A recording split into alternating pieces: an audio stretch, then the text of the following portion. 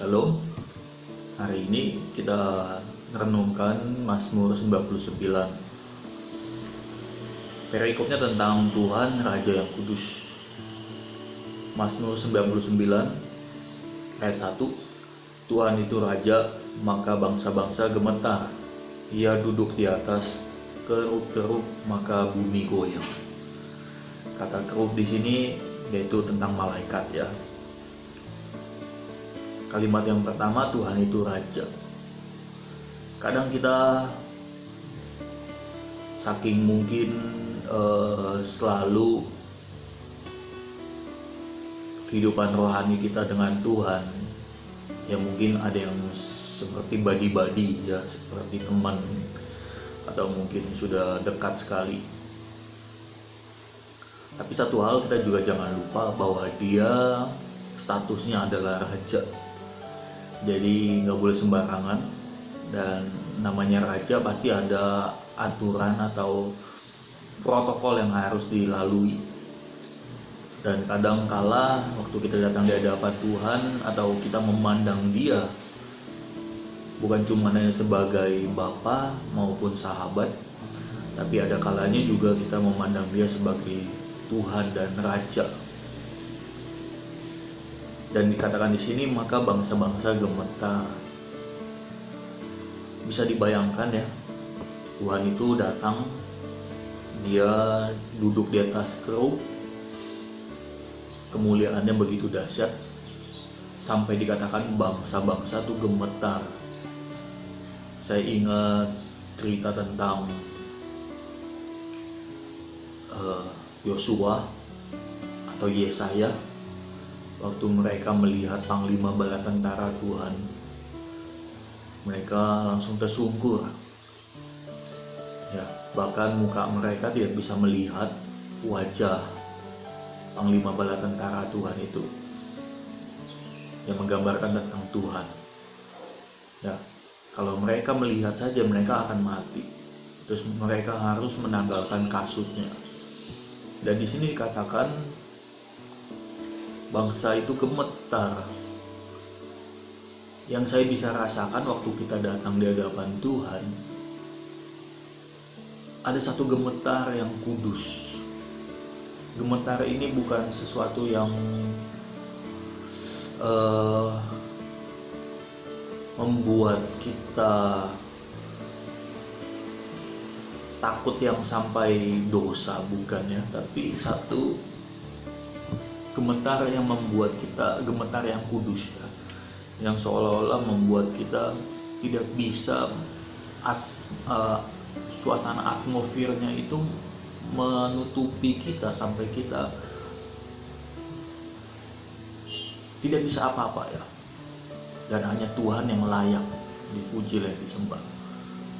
Kayak contoh, mungkin kita bisa melihat satu lampu ya, atau satu senter yang mengarah ke mata kita, maka kita tidak kuat untuk melihat cahaya itu ya. Tetapi kita ada di sana. Nah, sama gemetar ini berbicara tentang kita ada di hadapan Tuhan, tapi kita tidak bisa melakukan apa-apa. Ya. Ada satu rasa hormat, rasa kagum yang luar biasa dalam hati kita. Ayat 2. Tuhan itu maha besar di Sion, dan ia tinggi mengatasi segala bangsa. Tuhan itu besar. Kita sering menyanyikan Allah kita, Allah yang besar, Allah yang heranlah. Tapi kembali lagi, lihat dalam kehidupan rohani kita atau kehidupan setiap hari yang kita hadapi, apakah kita melihat Tuhan itu besar atau melihat masalah kita lebih besar? Tuhan yang sembah adalah Tuhan yang besar. Ya, yes, ya dan amin. Tuhan kita adalah Tuhan yang besar. Tapi apakah kadang kita memfokuskan hati kita, pikiran kita kepada masalah atau kesesakan kita, sehingga melihat atau memperbesar, memfokuskan masalah kita seolah-olah paling besar yang kita hadapi, melebihi iman kita kepada Tuhan, sehingga kita dapat mengeluarkan kata-kata yang sungut-sungut, kata-kata yang pesimis, atau mungkin kata-kata yang mengecilkan diri kita, bahkan juga mengecilkan Tuhan. Di sini dikatakan bahwa Tuhan bukan hanya Raja, tapi Dia Allah yang besar. Ya, jadikan Tuhan di dalam kehidupan kita selalu besar.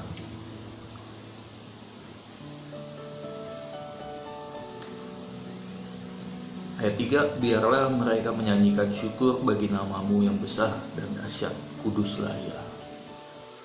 Ya. Yang kita lakukan, bagaimana kita percaya bahwa Tuhan adalah besar, nyanyikan pujian, ya. Tinggikan Tuhan, namanya melebihi apapun, nama Yesus melebihi pandemi yang dihadapi saat ini, melebihi nama corona. Nama Yesus lebih berkuasa dari corona. Nama Yesus lebih berkuasa dari kanker. Nama Yesus lebih berkuasa dari apapun yang saat ini mungkin viral. Nama Tuhan kita besar dan layak dipuji. Oleh sebab itu kita harus menyanyikan ucapan syukur kepada namanya yang besar. Kuduslah Dia. Kuduslah Dia di sini mengandung satu istimewa. Bagaimana Dia juga menguduskan kita. Tuhan menguduskan kita, kata kudus artinya dipisahkan. Kita dianggap spesial di hadapan Tuhan, sehingga Dia menguduskan kita dan kita dipisahkan dari dosa. Kita dilayakkan, kita boleh menjadi anaknya. Waktu kita mengatakan bahwa kuduslah Dia, ada satu sikap, ada satu perlakuan yang spesial pada Tuhan kita. Ingat bahwa Dia itu Raja. Seorang raja, waktu dia datang ke suatu daerah, dia diperlakukan dengan khusus. Ada perlakuan khusus untuk menyambut Dia. Begitupun juga kita. Waktu kita mengatakan kuduslah Tuhan, kita bawa hati kita dengan satu perasaan, satu perlakuan yang khusus, satu sikap yang khusus kepada Tuhan. Sebab Tuhan itu layak dipuji, layak disembah. Tidak peduli keadaan kita lagi, hati kita lagi moodnya gak enak, Tuhan itu layak dipuji, layak disembah. Dia tetap harus diperlakukan khusus. Ayat 4, Raja yang kuat, yang mencintai hukum, Engkaulah yang menegakkan kebenaran. Hukum dan keadilan di antara keturunan Yakub, Engkaulah yang melakukannya. Ayat ini menggambarkan karakternya Tuhan, bahwa Dia mencintai hukum. Tuhan itu Tuhan yang adil. Dia adalah Raja yang melakukan hukum-hukumnya. Raja yang kuat. Sini bukan dikatakan raja yang biasa-biasa, raja yang lemah, tetapi raja yang kuat. Kita punya raja yang kuat.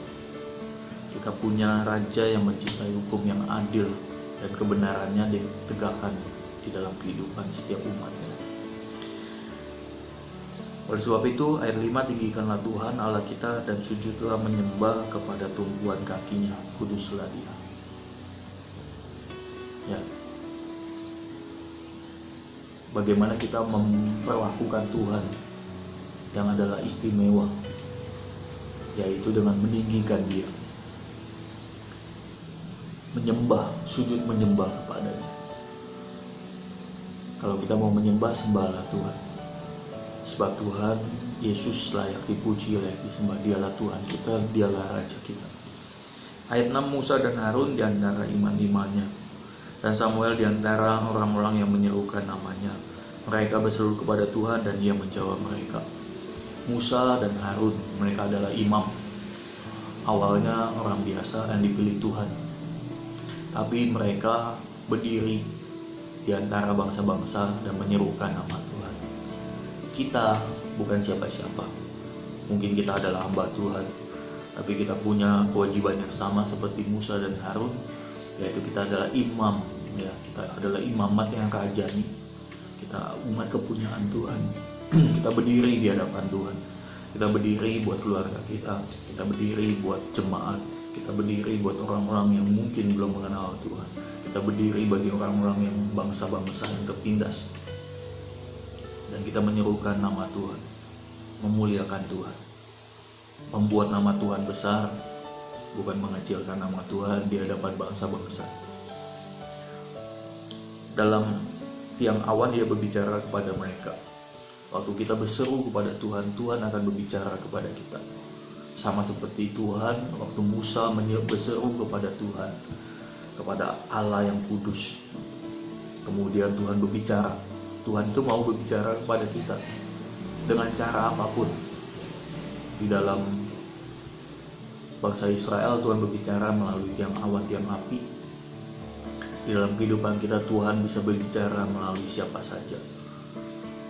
Melalui siapa saja orang lain untuk berbicara pada kita melalui firman-Nya, melalui Alkitab, melalui apapun. Dan dikatakan mereka telah berpegang pada peringatan. Ada satu peringatan, ada satu ketetapan yang Tuhan kasih untuk kita belajar, untuk menghargai, untuk kita juga melakukannya. Jadi waktu Tuhan berbicara bukan cuma hanya berbicara biasa, tapi ada satu peringatan, ada satu ketetapan yang harus kita lakukan. Ayat 8, Tuhan Allah kami, Engkau telah menjawab mereka, Engkau telah mengampuni bagi mereka, tetapi yang membalas perbuatan-perbuatan mereka. Tuhan itu Allah yang adil, ada kesalahan harus dihukum. Dan Tuhan itu telah menjawab mereka. Tuhan itu menjawab kita,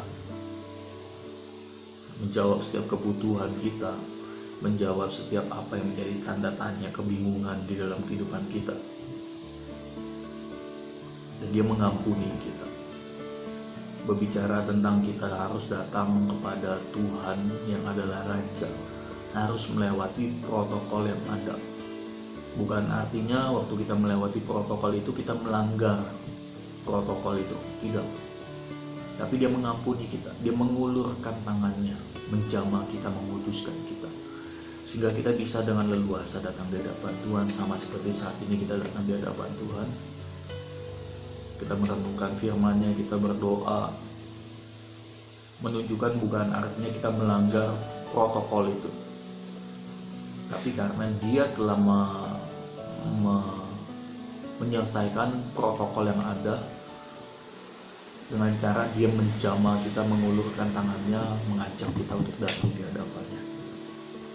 Oleh sebab itu ayat 9, tinggikanlah Tuhan Allah kita dan sujudlah menyembah di hadapan gunungnya yang kudus, sebab kuduslah Tuhan Allah kita.